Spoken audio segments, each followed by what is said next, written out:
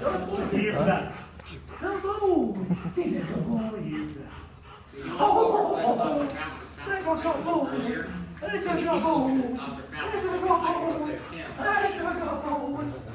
That's a good boy. So you see how he's Oh, it's a good boy. now, if you would search the wall and go up like against the box that doesn't have any drugs in it, he'd sniff it and he'd just keep going, and all of a sudden when he kind of smells the odor, all of a sudden he'd flick his head.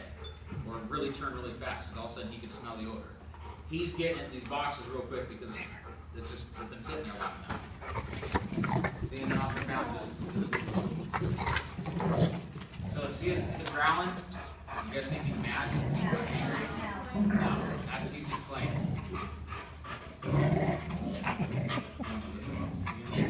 You know how we said that he bites and hangs on? He'll do the same thing with this toy as a person's arm. Okay? So he'll actually he plays tug of war and doesn't want Dad to get the This is how we make it.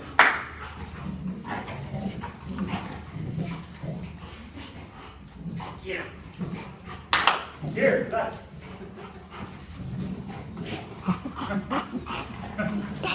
Here, that's.